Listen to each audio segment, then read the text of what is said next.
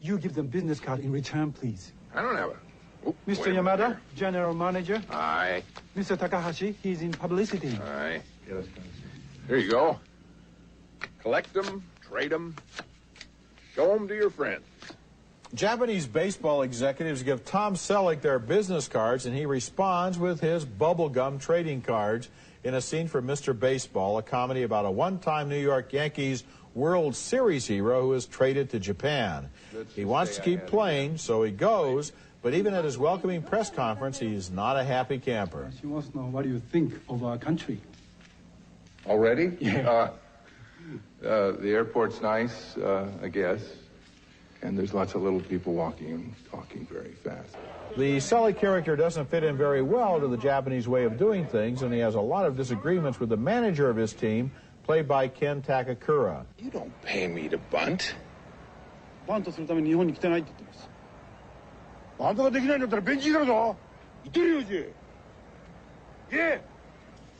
What? What? I suggest you bunt.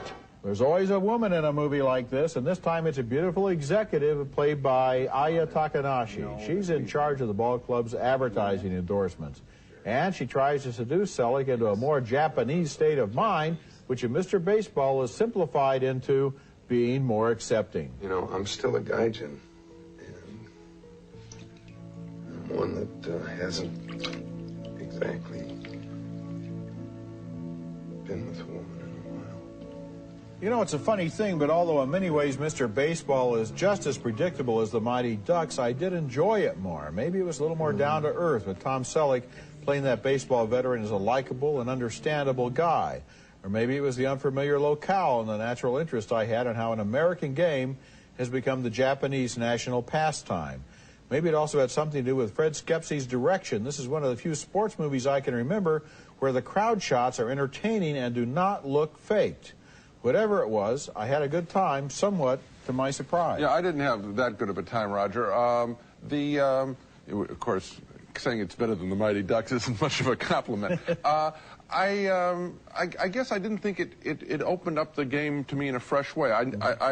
When I saw them, the crowd shots, I know what you're talking about. You see them hitting things together. So, all right, that was interesting to me. Yeah. And I said, well, I want more of that. I would like to know all of the new wrinkles. I love baseball. I know it pretty well. I'd love to know all the new wrinkles of how the game is played over there. Yeah. And I think the situation is great because you have sort of this unlikely person who doesn't want to be there, and frankly, I don't think they really want him there. It's a stranger in a strange land situation. I don't think it was written particularly smart.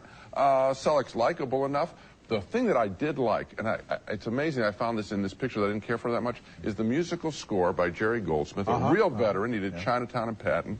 And he takes sort of an electronic synthesizer approach to da-da-da-da-da, and it works every time. Yeah, even he takes the organ riff and he makes it into an entire score, and it's fun. It's a really superb Well, just to score. go back to the crowds for a second, when we looked at the movie The Babe earlier this year. Yeah, awful. It never looked as if Babe Ruth was in a stadium with a real crowd that was really there. I agree with you. One thing about this movie you have to give it, if nothing else, it always looks as if Selleck is really playing in a real stadium with thousands of people who are all worked up. And so that actually added to my enjoyment, too. It counts for only a little. Okay, coming up next.